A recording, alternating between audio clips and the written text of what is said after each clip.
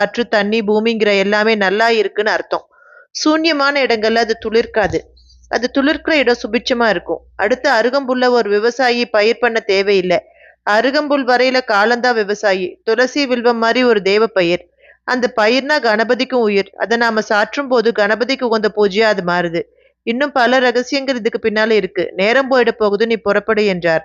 கல்யாணியும் புறப்பட்டாள்.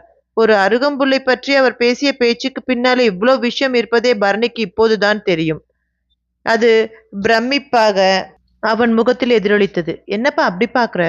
உங்க வார்த்தை ஒவ்வொன்றும் எனக்கு ஆச்சரியம் தருது. புல்லுக்கே ஆச்சரியமா? ஒரு சித்தன் வாழ்க்கையின் எவ்வளவோ இருக்குப்பா.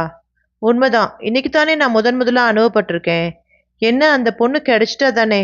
கிடைச்சிட்டாயா? இதை நம்பவும் முடியல, நம்பாம இருக்கவும் முடியல. போக போக இன்னும் நிறைய அனுபவங்கள் ஏற்படும் போது இப்படி நீ பேச மாட்ட. ஆமா, எனக்கு இந்த மாதிரி அனுபவங்கள் தான் இனி பெருக. நானும் சொன்ன மாதிரி